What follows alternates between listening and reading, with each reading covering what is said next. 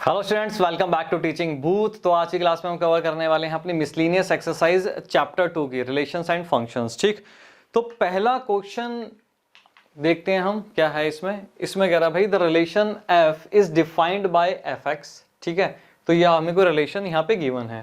The relation g is defined by g x, ये हमें कोई रिलेशन आगे गिवन है। ठीक, शो करना है हमें f is a function, f जो है वो फंक्शन है और g जो है वो फंक्शन नहीं है। ठीक है, तो ये हमें इसमें करना है। अब ये कैसे करेंगे? आप पूछोगे सर ये जो f(x) जो फंक्शन है नहीं है, ये तो प्रूफ करना है हमें, बट ये हम पहली बार इस तरीके का रिलेशन पढ़ रहे हैं, ये क्या है? ठीक बेटा, बहुत ही सिंपल है, ये पहली बार आप पढ़ रहे हो, बताता हूँ, समझाता हूँ, सिंपल चीज है। इस टाइप के फंक्शन को बेटा हम बोलते हैं पीस वाइज फंक्शन। ठीक है ना, पीस वाइज फंक्शन क्यों बोलते हैं अभी इसको समझते हैं। इस टाइप के अगर फंक्शन दिए, इसमें क्या होता है, हमारे पास दो इंटरवल्स होते हैं। ठीक है ना, ये एक तरीके से ये एक डोमेन दिया गया है हमें, एक ये इंटरवल दिया गया है और एक ये हमें यहाँ पे इंटरवल दिया गया है। ये क्या होता है बेटा? डोमेन होता है, जो हम x की वैल्यू पुट करते हैं। ठीक है, अगर हमारा जो फंक्शन x² होगा तो उस केस में क्या होगा, उसका जो डोमेन होगा बेटा ये होगा। ठीक है, जब f(x) हमारा 3x होगा तो उसका डोमेन क्या होगा, ये होगा। तो क्या हुआ, फंक्शन को दो भागों में हमने डिवाइड कर दिया। ठीक है ना, तो इसलिए हमने इसको बोला पीस वाइज फंक्शन। ठीक है सर, ये तो समझ में आ गया, बट अभी फंक्शन है कि नहीं है वो हम कैसे चेक करेंगे? तो बेटा हमें यह करना है, इसकी पहले साथ साथ मैं बताता हूँ, उसकी प्रेजेंटेशन भी करनी है और कैसे इसको चेक करना है। ठीक, और हमें प्रेजेंटेशन रखनी है क्योंकि हमें 100 आउट ऑफ 100 मार्क्स चाहिए। प्रॉपर कैसे एग्जाम में इसको प्रेजेंट करना है वो देखेंगे। ठीक, तो इसका हम सॉल्यूशन स्टार्ट करते हैं। तो सबसे पहले आपको क्या करना है, स्टेप वाइज चलेंगे, आपको अभी पता चलेगा भाई फंक्शन है कि नहीं और कैसे हमें इसको करना है। ठीक, सबसे पहले आपको क्या करना है भाई, हमें क्या है यहाँ पे गिवन क्या है, सबसे पहले तो भाई जो गिवन है वो लिख दो। हमें गिवन यहाँ पे क्या है, f(x) यहाँ पे दिया गया हमें। जब x² है तो बेटा उसकी हमें जो ये डोमेन दिया गया वो ये है। ठीक है ना, ये इंटरवल है। और 3x में क्या दिया गया हमें, यहाँ पे 3। ठीक है, 10 तक हमें ये गिवन है। ठीक, तो बेटा फर्स्ट स्टेप, सबसे पहले आपको क्या करना है, अगर मैं बात करूँ यहाँ पे स्टेप फर्स्ट की, तो सबसे पहले आपको क्या करना है, सबसे पहले तो आप ये चेक करो जो आपको ये इंटरवल दिया गया है, ये जो आपको इंटरवल दिया गया है, क्या इस पे ये फंक्शन x² डिफाइंड है कि नहीं है? ठीक है ना सर, इसका मतलब क्या हुआ, डिफाइंड का मतलब हुआ कि बेटा 1/0 रिजल्ट नहीं आना चाहिए हमारा, क्योंकि फंक्शन जो है वो डिफाइंड होना चाहिए और रियल होना चाहिए। रियल का मतलब क्या हुआ, अंडर रूट में कोई भी नेगेटिव वैल्यू नहीं आनी चाहिए। ठीक, सबसे पहले तो आपको यही चेक करना है। ठीक, यहाँ पे चेक कर लिया। अब आप 0 से लेकर 3 तक x² में कोई भी वैल्यू रख दो, आपको जो फंक्शन मिलेगा वो एक रियल फंक्शन ही मिलेगा और वो वेल डिफाइंड फंक्शन होगा। ठीक है सर, कुछ भी रख लो, यहाँ पे 0 का स्क्वायर रख लो, 0 मिलेगा, 1 रख लो। ठीक है ना, 1 का स्क्वायर 1, 2 का स्क्वायर 4, तो क्या एक आपको वेल डिफाइंड फंक्शन ही यहाँ पे मिल रहा है। ठीक, अब 3 से लेकर 10 तक कुछ भी रख लो, यहाँ पे भी आपको क्या है, एक वेल डिफाइंड फंक्शन मिल रहा है और एक रियल फंक्शन ही मिल रहा है। ठीक, सबसे पहले तो यही हमें चेक करना है। सबसे पहले ये क्यों चेक करना है, क्यों बेटा, यहां पर ही अगर गड़बड़ हो गई, यहां पर ही कोई ऐसी वैल्यू आ गई जिसमें फंक्शन डिफाइन नहीं, तो आगे आप क्या चेक करोगे? ठीक है सर, सबसे पहला स्टेप ये हो गया। तो हमने चेक कर लिया कि फंक्शन हमारा डिफाइन है, तो हमें यहाँ पे क्या लिखना है, यहाँ पे लिखना है हमें f इज डिफाइंड। ठीक है ना, for f is defined in both the given intervals, in both the given, ठीक है ना, इंटरवल्स। कौन कौन सी intervals,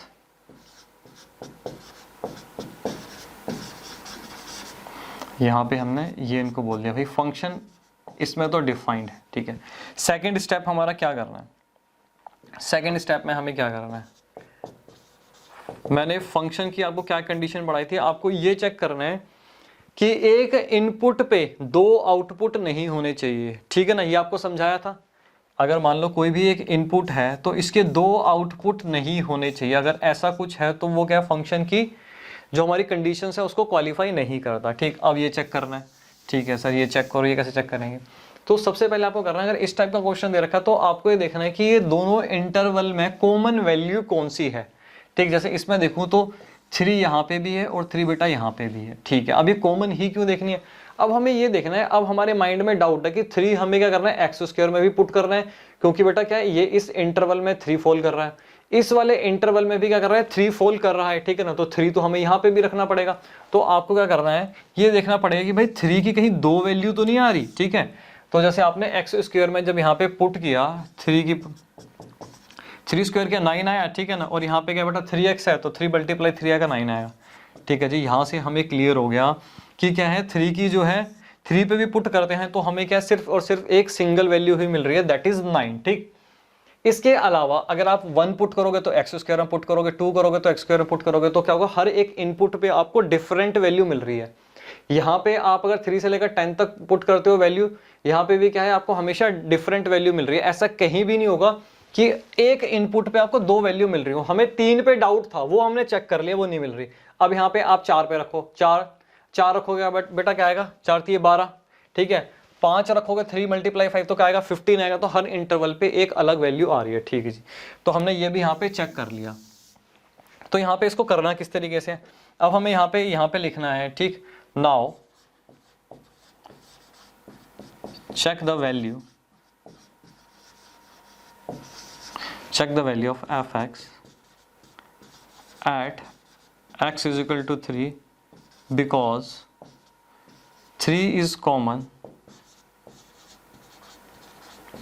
common in both the intervals, ठीक है ना।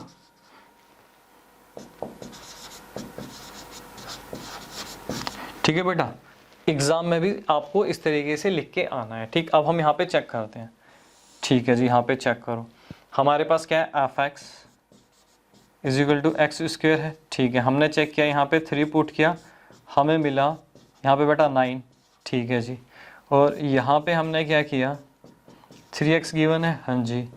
यहाँ पे भी हमने 3 पुट किया तो हमें बेटा 3 मल्टीप्लाई 3 कितना मिला, यहाँ पे मिला 9, ठीक। ये हमने जो हमारा डाउट था 3 पे कहीं वैल्यू डिफरेंट तो नहीं है, वो हमने चेक कर लिया, सेम ही वैल्यू आ रही है, ठीक। तो यहाँ पे फाइनली कंक्लूजन क्या लिखना है, फाइनल रिजल्ट आपको क्या लिखना है, यहाँ पे लिखना है अब, ठीक है। क्या लिखेंगे, एफ क्या इज अ फंक्शन, फंक्शन क्यों है बताओ, आपको समझाया था, because no two ordered pair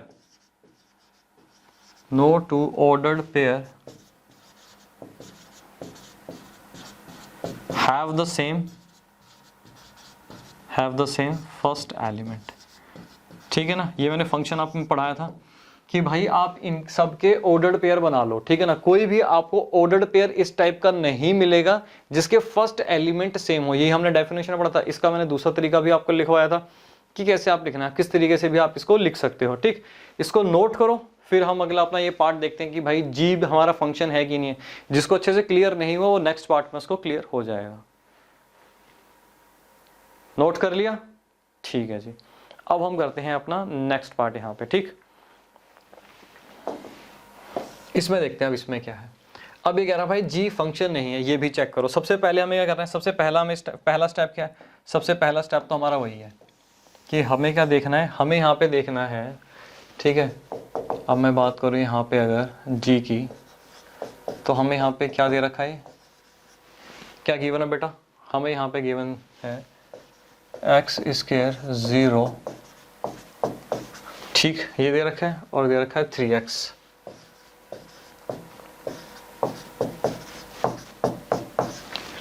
first step क्या था सर, फर्स्ट स्टेप तो यही था कि हम यहाँ पे चेक करेंगे कि फंक्शन डिफाइंड है कि नहीं है, ठीक है।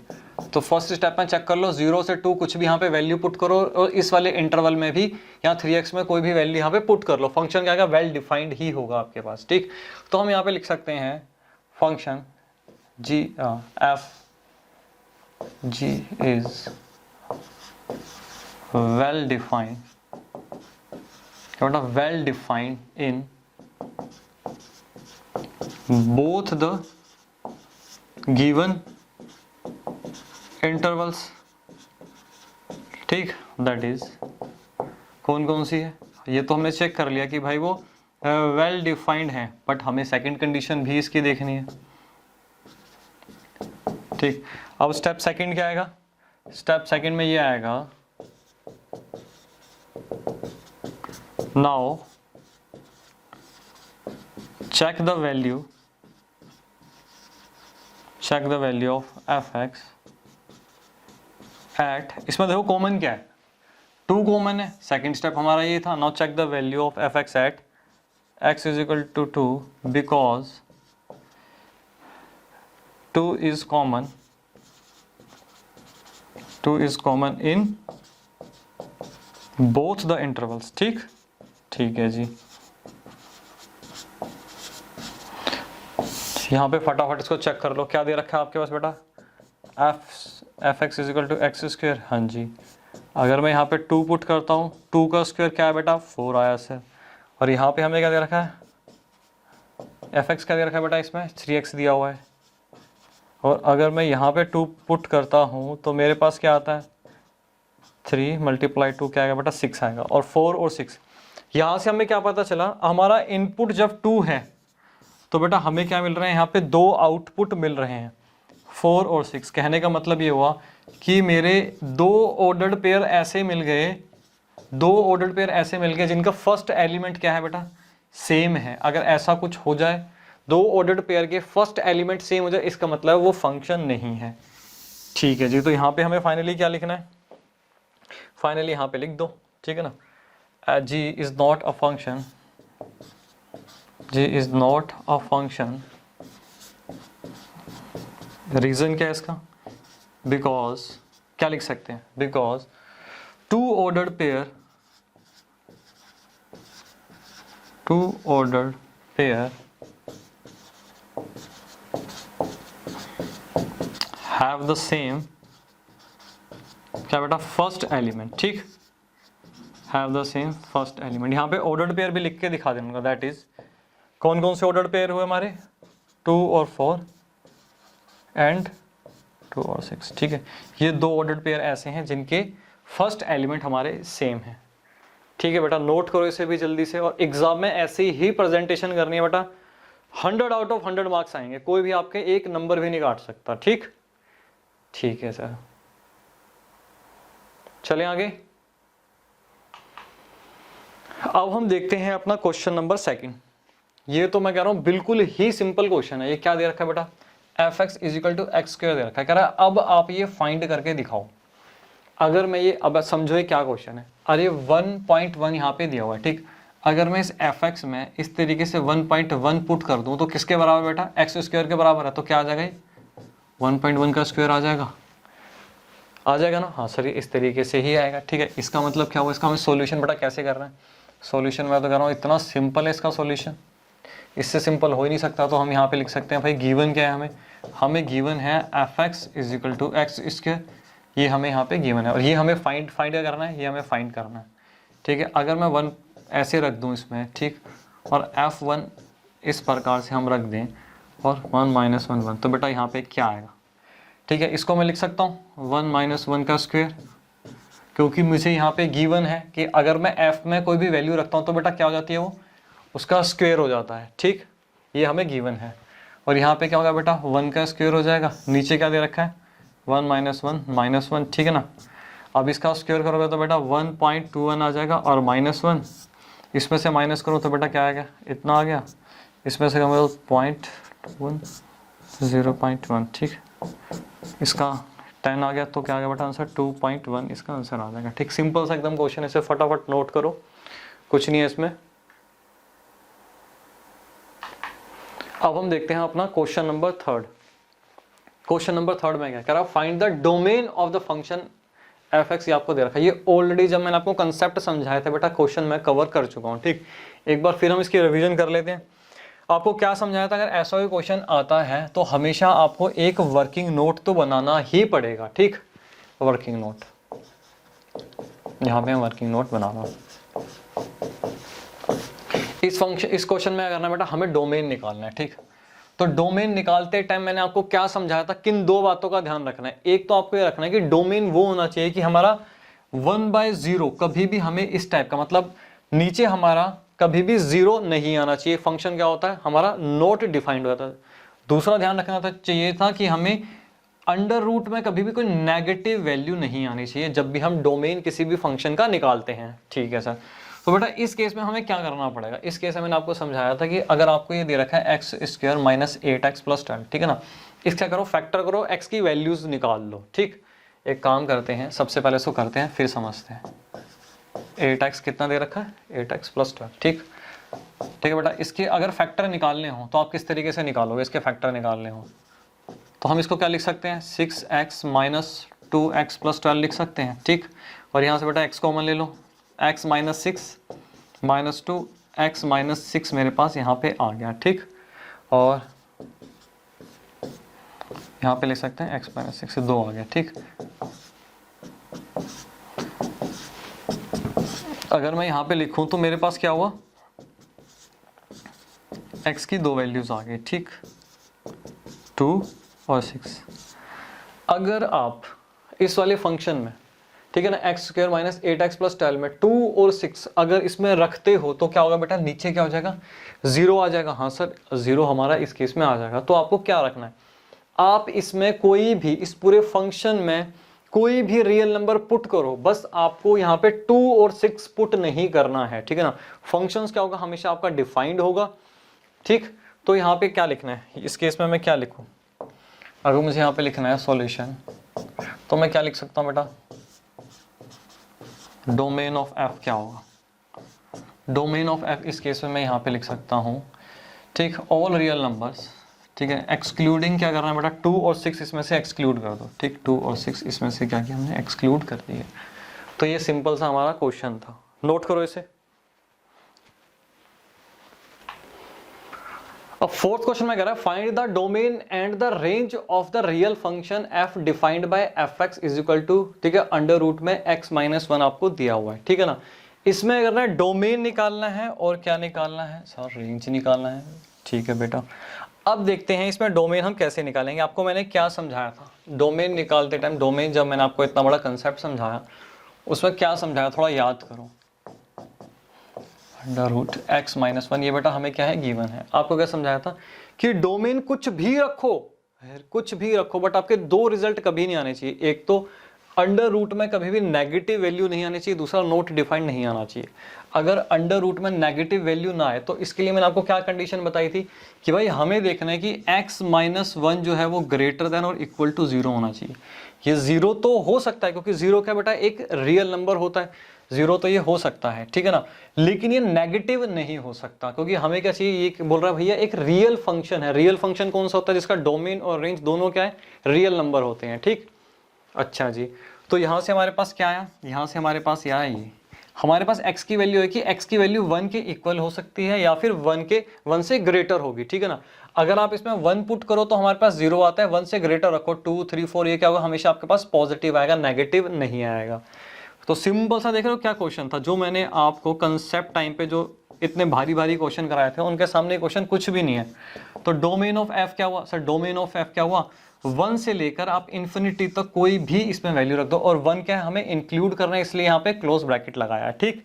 ठीक है सर, अब बात करते हैं इसमें रेंज की कि इसमें रेंज कैसे निकालेंगे। तो रेंज के लिए बेटा मैंने क्या चीज़ समझाई थी आपको, रेंज के लिए मैंने आपको समझाया था कि आपको क्या करना है, सबसे पहले लेट कर लो, लेट कर लेंगे y is equal to f x, यही समझाया था बेसिकली। रेंज में मैंने ये समझाया था आपको कि जो आपका डोमेन है, ठीक है ना, उसको रेंज बना दो और जो रेंज है उसको डोमेन बना दो, इनवर्स कर दो, ठीक है ना। तो जो आपको ये फंक्शन दे रखा है अभी x की टर्म में दे रखा है ना, आप इसको क्या करो y की टर्म में ले आओ, ठीक। यही समझा था, डिटेल में वहां पे समझा था, अब दोबारा से डिस्कशन यहाँ पे नहीं करेंगे, ठीक। यहाँ पे हमें दे रखा है, अब क्या करो, स्क्वेयरिंग बोथ साइड,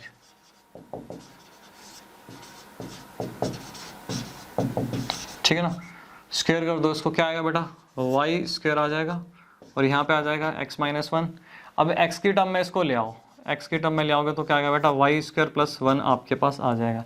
अब मैं आपसे पूछ रहा हूँ, अब हम यहाँ पे ये चेक कर लेते हैं y की हम क्या क्या वैल्यू रख सकते हैं, ठीक है, हमारे पास रेंज आ जाएगी। अगर आप इसको देखो तो आप बोलोगे सर y की कुछ भी वैल्यू रख लो, जो आपके पास x आएगा वो हमेशा क्या आएगा, डिफाइंड ही आएगा, ठीक है बेटा, बिल्कुल ठीक कह रहे हो।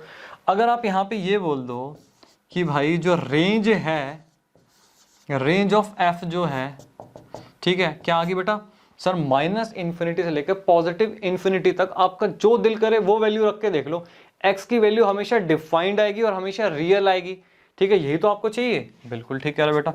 माइनस इन्फिनिटी से लेकर इन्फिनिटी तक अगर मैं वैल्यू रख देता हूँ तो सॉल्यूशन हो जाएगा इस केस में आपका गलत, ये गलत हो जाएगा। अच्छा सर क्यों गलत हो जाएगा, ये सॉल्यूशन हो गया आपका गलत, क्यों, क्योंकि बेटा यहाँ पे हमने क्या किया, इसको जो ये था इसी को तो हमने लेट किया कि ये y है, fx को तो हमने लेट किया कि ये y है, हाँ जी। और y हमने देख लिया, y जो है हमारा या तो 0 होगा या फिर 0 से ग्रेटर होगा, नेगेटिव तो हो नहीं सकता। हाँ, जब वो नेगेटिव हो ही नहीं सकता, हमने पहले ही बोल दिया, तो आप यहाँ पे y की वैल्यू बेटा -∞ कैसे रख सकते हो, गलत हो जाएगा ना। हाँ सर यहाँ तो गलत हो जाएगा। तो आपको क्या ध्यान रखना है इस केस में, आपको क्या करना है बेटा, आपका जो बनेगा 0 रख सकते हो भाई, क्यों, क्योंकि हमने चेक कर लिया कि 0 के इक्वल तो ये हो सकता है, ठीक। 0 रख सकते हो या तो फिर बेटा 0 से उसके बाद ग्रेटर रख सकते हो, इन्फिनिटी तक आपका जाएगा। तो ये होगी रेंज ऑफ एफ। तो इस तरीके से काट के आपको ये दिखाना है ताकि आपको याद रहे कि भाई ये गलती एग्जाम में नहीं करनी, ठीक। ठीक है सर, बेटा नोट करो इसे। अब फिफ्थ क्वेश्चन में क्या है, फिफ्थ क्वेश्चन में कह रहा है find the domain and range of real functions. ये आपको एक फंक्शन दिया गया। बेटा देखो क्वेश्चन कितने सिंपल है, अगर आपने उस टाइम प्रैक्टिस टाइम पे जब मैंने कंसेप्ट समझाए थे उस टाइम आपने अच्छे से कर लिया होगा, तो आपको ये क्वेश्चन नहीं, ये आपको मजाक लग रहा होगा कि हम ये कुछ बस मजाक कर रहे हैं यहाँ पे खड़े हो गए, ठीक। तो इसको हम कैसे करेंगे, यहाँ पे करें डोमेन और रेंज यहाँ पे इसका निकालो, ठीक। तो गिवन क्या है बेटा इस केस में, गिवन है हमें fx इज इक्वल टू क्या दे रखा है, ये आपको यहाँ पे गिवन है। इस केस में बताओ इसका डोमेन क्या होगा। आप x की वैल्यू, मोड फंक्शन मैंने आपको समझाया था, याद होगा, ठीक है, कि मोड फंक्शन में कोई भी वैल्यू हम रखते हैं, अगर वो मोड से बाहर आएगी तो क्या होगा, हमेशा पॉजिटिव ही वैल्यू आएगी, सर आपने समझाया था, ठीक। और इस केस में अगर मैं देखूं तो x की वैल्यू आप कुछ भी रखो, डोमेन आप कुछ भी रखो, हमेशा क्या होगी, रियल फंक्शन ही आपके पास आएगा और वो वेल डिफाइंड होगा। तो डोमेन क्या हुआ, डोमेन ऑफ f में इस केस में बोल सकता हूँ बेटा, डोमेन ऑफ f क्या होगा, ऑल रियल वैल्यूज होंगी, कुछ भी x की वैल्यू 1 2 3 नेगेटिव पॉजिटिव फ्रैक्शन जो दिल करे, डेसिमल जो मर्जी आप डालो, आपके पास हमेशा क्या होगा बेटा, रियल फंक्शन ही आएगा, ठीक। अब हम यहाँ बात करते हैं, ये क्या होगा डोमेन। अब बात कर रहे हैं यहाँ पे हम रेंज की, ठीक है ना, कि रेंज क्या है, रेंज की अगर हम बात करें, ठीक। रेंज में मुझे आप बताओ, अब एक बार देख लेते हैं, मान लो अगर मैं यहाँ पे 2 पुट करता हूँ, ठीक, तो क्या बेटा 2 - 1, यहाँ पे क्या है 1 आया, ठीक है जी। अगर मैं यहाँ पे पुट करूँ, यहाँ पे -2, ठीक है जी, -2 पुट करते हैं, तो क्या बेटा -2 - 1 क्या आया -3, ठीक। और जब ये मोड से बाहर आएगा तो क्या हो जाएगा सर, ये पॉजिटिव हो जाएगा, ठीक। तो आप चाहे पॉजिटिव रखो वैल्यू, चाहे नेगेटिव रखो, आपके पास हमेशा रिजल्ट क्या आएगा, पॉजिटिव ही आएगा। ये मोड फंक्शन में हमने पढ़ा था, ठीक है जी। इस केस में अगर आप 1 रखो, ठीक है, तो क्या आएगा बेटा 1 - 1 क्या आ गया बेटा 0 आ गया, हाँ जी सर 0 आ गया। तो इस केस में अगर आप अपनी रेंज देखो, ठीक है ना, ये हमने कुछ इस तरीके से यहाँ पे इसके एनालाइज किया, और यहाँ पे अगर आप रेंज देखो तो हमेशा रेंज क्या आएगी आपके पास, पॉजिटिव ही आएगी, 0 से लेकर इन्फिनिटी तक जाएगी, कभी भी नेगेटिव वैल्यू आपके पास आएगी नहीं, क्योंकि यहाँ पे मोड लग गया, ठीक है सर। ये तो बहुत ही ज्यादा सिंपल है, ठीक है। तो इस केस में क्या लिख सकता हूं मैं, रेंज ऑफ एफ बेटा क्या होगी, रेंज ऑफ एफ लिख सकते हैं आप 0 से लेके, 0 को इंक्लूड करना है क्योंकि 0 तो हमारा आ सकता है, 1 रखेंगे तो 0 से लेकर इन्फिनिटी तक, ठीक। इसे बेटा जल्दी से नोट करो। अब 6th क्वेश्चन में देखते हैं, ये अब ये कह रहा है भाई let f is equal to, ये हमें कोई यहाँ पे फंक्शन दिया गया है, be a function from R into R, ठीक है। अब ये कह रहा है भाई determine the range of f, इसकी आप हमें बताओ रेंज क्या है, ठीक। पहले तो बेटा इसको देख के कंफ्यूज नहीं होना कि ये क्या है।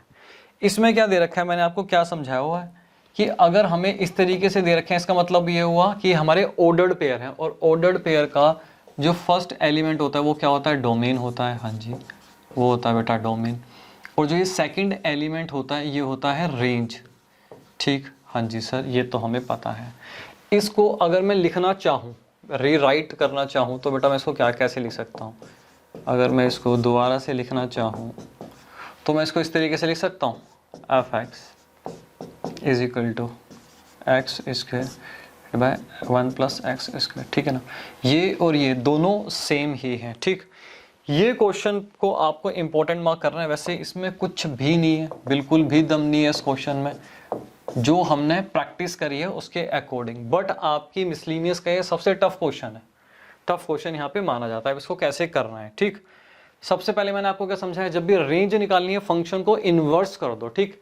एफ एक्स को क्या करो इस केस में ठीक है सर, हम क्या करते हैं एफ एक्स को यहाँ पे वाई मान लेते हैं, हमने इसे यहाँ पे वाई मान लिया, ठीक है, लेट कर लिया हमने, क्या होगा ये एक्स स्क्वायर जो है हमारा, ठीक, इसको हमने वाई के एक पर ले लिया, इसको क्या करो एक्स की टर्म में ले आओ, एक्स की टर्म में निकाल लो, हम फंक्शन को इन्वर्स कर रहे हैं, डोमेन को क्या कर रहे हैं रेंज बना रहे हैं और रेंज को डोमेन बना रहे हैं, ठीक, हाँ जी, इसको ओपन कर लो, y x square minus x square is equal to, ठीक, यहाँ से हम क्या करते हैं एक्स स्क्वायर कॉमन ले लेते हैं, हमारे पास आएगा वाई माइनस वन, ठीक, plus y is equal to 0।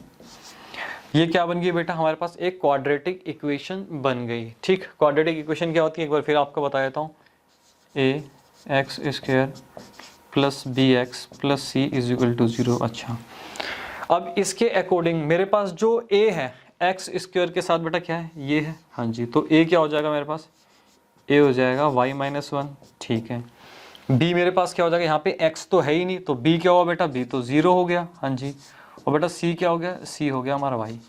अब याद करो बेटा इस केस में हम क्या करते थे, आपको क्या समझाया था, अगर आप भूल चुके हो तो बेटा आप दोबारा से जाके रेंज जहाँ पे मैंने समझाई है वो क्लास आप दोबारा से रिवाइज करो, ठीक है ना, वो डिस्कशन दोबारा से मैं यहाँ पे नहीं करूँगा। क्या समझाया था, क्वाड्रेटिक इक्वेशन हमारे पास इस तरीके से आ गई, तो बस हमें क्या चेक कर लेना, b square minus 4ac greater than equal to 0 हमें यहाँ पे चेक करना है, ठीक है ना, यही हमने समझा था फंक्शन को इन्वर्स करने के बाद। अब यहाँ पे हमारे पास b क्या है सर, b तो 0 है, ठीक है, और a क्या है y माइनस 1 है, और c क्या है हमारे पास y है ग्रेटर दैन इक्वल टू 0, ठीक, मैं इसको ये लिख सकता हूँ -4 y माइनस 1, ठीक, बोथ साइड -4 से डिवाइड कर दो, ठीक है सर, बोथ साइड हम क्या करते हैं -4 से डिवाइड करते हैं, -4 से डिवाइड किया ये उड़ गया, ठीक है, मेरे पास क्या बचा -1 और यहाँ पे y बचा और ये आया, ठीक, ठीक है बेटा ये, हाँ सर बिल्कुल ठीक है। अब 0 को अगर मैं -4 से डिवाइड करूँगा तो सर 0 ही तो आएगा, हाँ बेटा 0 ही आएगा, ठीक है बेटा, सारी मेहनत आपने ख़राब कर दी मेरी, ये क्या हुआ हमारा गलत हो गया, कैसे गलत हो गया, मैंने आपको क्या समझाया था, ध्यान से समझो, मैंने क्या समझाया था, इन इक्वालिटी में बोथ साइड अगर हम माइनस से मल्टीप्लाई करें या डिवाइड करें तो इन इक्वालिटी का साइन हमारा चेंज हो जाता है, जैसे कि मान लो आपको दे रखा है 4 ग्रेटर देन -4 है, ठीक है, हाँ जी सर, ये यहाँ पे मान लो इस तरीके से दे रखा है, बोथ साइड में कहूँ भैया -4 से डिवाइड कर दो, तो बेटा -4 से डिवाइड करोगे यहाँ पे -1 आ जाएगा और यहाँ पे 1 आ जाएगा और इन इक्वालिटी का साइन गलत हो गया, ठीक है, -1 ग्रेटर देन हो गया 1 से, तो यहाँ पे क्या होना चाहिए था, इन इक्वालिटी का साइन इस तरीके से चेंज होना चाहिए था, ठीक, तो इस चीज़ का आपने ध्यान रखना है, ये मैं सिखा चुका हूँ आपको, ये गलतियाँ आपको यहाँ पे नहीं करनी है, तो यहाँ पे ये साइन आके यहाँ पे ये वाला, ठीक है, यहाँ पे आएगा, ठीक, ठीक है सर, ये समझ में आ गया, तो हम यहाँ पे लिख सकते हैं कि मेरे पास आ गया यहाँ पे y माइनस 1, ठीक है, तो यहाँ से मेरे पास दो वैल्यू आ जाती हैं, y minus 1 is equal to 0 और y इज इक्वल टू 0, ठीक, ये मेरे पास आ गया। अब आगे हम क्या करेंगे सर, आपने समझाया था कि अब हम क्या करेंगे, नंबर लाइन पे जो हमारे पास ये क्रिटिकल पॉइंट है इनको हम प्लॉट कर लेंगे, ठीक है बेटा, वेरी गुड, तो यहाँ पे एक क्या करो, नंबर लाइन बना लो, ये सारी चीज़ें हमने कितनी डिटेल में पढ़ी थी, ठीक, -∞ से लेके +∞ तक, क्या करो 0, ठीक, 0 एंड यहाँ पे लिख लो 1, ठीक, अब हमें क्या रिजल्ट चाहिए, हमें चाहिए, अब हमें क्या करना है इन क्रिटिकल पॉइंट पे, ठीक है ना, ये इंटरवल्स आ गए हमारे पास, इनमें हमें क्या चेक करना है कि हमें ये वाली कंडीशन मिलनी चाहिए, हमें कंडीशन कौन सी मिलनी चाहिए, इसको लिख ही देते हैं, हमें ये कंडीशन मिलनी चाहिए y माइनस 1, ठीक, y जो है लेस देन इक्वल टू 0, ठीक, हमें ये कंडीशन मिलनी चाहिए। तो सबसे पहले हम ये चेक करते हैं 1 से लेकर इन्फिनिटी तक आप इसमें y की वैल्यू पुट करो, ठीक, 2 पुट कर लो, अगर मैं यहाँ पे 2 पुट करता हूँ तो मेरे पास क्या आएगा बेटा 1 आ जाएगा और यहाँ पे भी क्या आएगा 2 आएगा, तो वो क्या होगा मल्टीप्लाई करूंगा तो वो ग्रेटर देन क्या होगा मेरे पास 0 हो जाएगा, लेकिन मेरे पास जो कंडीशन है मुझे लेस देन 0 चाहिए, ठीक है ना, तो यहाँ पे क्या आ रहा है बेटा पॉजिटिव आ रहा है, तो मुझे ये वाला इंटरवल तो मेरे किसी काम का नहीं है। अब यहाँ चेक करते हैं 0 से लेकर 1 के बीच में हम क्या वैल्यू पुट कर सकते हैं, 0.5 पुट करके देख लो, अगर आप इसमें 0.5 पुट करके देखते हो तो बेटा 0.5 माइनस 1, ठीक है, मल्टीप्लाई 0.5, ठीक है ना, तो -0.5 आ जाएगा और मल्टीप्लाई 0.5 आ जाएगा, तो रिजल्ट जो आपके पास आया क्या है, नेगेटिव में आया जब मल्टीप्लाई करोगे। ठीक है जी, तो ये इंटरवल तो हमारे काम की है, ये हमें चाहिए। अब ये भी चेक कर लेते हैं, -∞ से लेकर 0, मतलब यहाँ पे आप पुट करके देख लो -1। ठीक है सर, यहाँ -1 पुट करके, अब -1 पुट करोगे तो बेटा क्या आ जाएगा, ये -1 पुट करोगे तो या -2 आ जाएगा, यहाँ पे भी -1 पुट करोगे, दोनों माइनस माइनस की फिगर्स मल्टीप्लाई होंगी और पॉजिटिव हो जाएंगी, ग्रेटर देन 0 हो जाएगी। ये तो हमें चाहिए नहीं, तो क्या बेटा पॉजिटिव वाली तो हमें चाहिए नहीं, 0 की इक्वल चाहिए या फिर ये चाहिए। तो हमारे लिए इंटरवल क्या हुआ, 0 से लेकर 1 क्या हुआ, इसकी रेंज आएगी। तो रेंज बेटा बताओ इसकी रेंज क्या आएगी, अगर मैं आपसे पूछूं तो रेंज क्या आएगी इसकी, रेंज ऑफ एफ। ठीक सर, रेंज ऑफ एफ क्या आएगी, एक बार एक काम करो, 0 को इसमें पुट करके देख लो। ठीक है, 0 को अगर आप पुट करो तो ये 0 हो गया, पूरी टर्म 0 होगी, 0 के इक्वल तो हो ही सकता है। ठीक बेटा, बिल्कुल सही कह रहे हो सर, इसका मतलब हुआ 0 तो हमें लेना ही है। ठीक है बेटा, आप तो ठीक ही कह रहे हो। 1 चेक कर लेते हैं, 1 को पुट किया, अरे सर 1 को पुट किया, ये भी 0 हो गया, 0 के इक्वल तो आ ही सकता है। हाँ भाई 0 के इक्वल तो आ रहा है, तो इसको भी हम एक काम करें, 0 यहाँ पे 1 लिख देते हैं। ठीक है सर, इसको भी आप इंक्लूड करो, क्लोज ब्रैकेट लगाओ, बिल्कुल ठीक बेटा। सॉल्यूशन ठीक है, हाँ सर बिल्कुल ठीक है। बेटा गलत हो गया, यहाँ पे भी मेरी सारी मेहनत आपने खराब कर दिया। आपको प्रीवियस क्लास रिवाइज करनी चाहिए अगर आप भूल गए हो तो। मैंने आपको समझाया था जब भी आपका इंटरवल डिसाइड हो जाए, ये इंटरवल बेसिकली क्या होता है, क्या समझाता है, y की वैल्यूज ही होती हैं। हाँ जी, तो बेटा इसको आपको क्या करना है, जो आपने क्वाड्रेटिक इक्वेशन बनाई थी वहां पे इसको पुट करके देखते हैं। ये जैसे मान लो इक्वेशन 1, ठीक है ना, इस इक्वेशन में क्या करना है, 0 और 1 को पुट करके देखना है, हमें रिजल्ट देखना है कि हमारे पास 0 और 1 रख के हमारे पास रिजल्ट कोई अजीब सा रिजल्ट नहीं आना चाहिए। एक काम करो, सबसे पहले 0 रख के देखो। अगर मैंने यहाँ पे 0 रखा, ठीक है ना, अगर मैं यहाँ पे 0 रखता हूँ, ऐसे ही रख के देखते हैं। ठीक, अगर मैंने यहाँ पे 0 रखा तो क्या बेटा 0 - 1, ठीक, यहाँ पे आ गया मेरा y0 = 0। ठीक, तो यहाँ पे क्या आ गया -x² = 0। तो ये कंडीशन कोई ऐसी है जो हमारी पॉसिबल है, हो सकती है। ठीक, मैंने आपको हमेशा क्या बताया था, ये तब दिक्कत करेगा। अब देखो 1 रख के देखते हैं, फिर आगे समझ में आएगा। ठीक, 1 रख के जब मैंने देखा तो मैंने देखा भाई अगर मैं 1 रख के देखूँ तो मेरे पास क्या आ गया बेटा 1 - 1, ठीक, +1 = 0। बेटा ये टर्म तो 0 हो गई, 1 = क्या हुआ मेरे पास 0 आ गया। ये क्या आ गया, ये तो मेरे पास फॉल्स आ गया। ऐसा तो कभी नहीं हो सकता कि 1 = 2 हो। तो मैंने आपको यही समझाया था, जब भी आप इनकी वैल्यू रख के देखो, अगर आपके पास ये दोनों जो टर्म है, ठीक है ना, ये पूरी की पूरी खत्म हो जाती है, यहाँ पे कोई वैल्यू आती है, 1 आता है, कुछ और आता है, तो इसका मतलब है आपको वैल्यू चेक करनी है। क्या 1 = 0 के बराबर आ गया, हाँ सर ये 0 के बराबर है। क्या समझाया था, इसका मतलब ये हुआ कि y की ऐसी कोई वैल्यू हो ही नहीं सकती, क्योंकि अगर y की वैल्यू होती तो भैया वो इस इक्वेशन को सेटिस्फाई करती ना, यहाँ तो इक्वेशन को सेटिस्फाई नहीं करी, 1 = 0 आ गया, मतलब y की वैल्यू नहीं हो सकती। बेटा अगर आप भूल गए तो बार बार कह रहा हूँ बेटा, आपको क्लास को रिवाइज करनी ही पड़ेगी। मैंने बहुत डिटेल में ये चीज़ें समझाई थी वहाँ पे, यहाँ पे हम टाइम अब खराब नहीं करेंगे। ठीक, इसका मतलब क्या हुआ, y की वैल्यू को हमें एक्सक्लूड करना है, यहाँ पे ओपन ब्रैकेट लगेगा। ठीक, तो ये भी सिंपल सा क्वेश्चन था, जितनी हमने प्रैक्टिस करी थी, ठीक है ना, तो उसके मुकाबले ये क्वेश्चन कुछ भी नहीं है, बट ये इंपॉर्टेंट मार्क कर लेना आप। कॉपी करो बेटा इसे।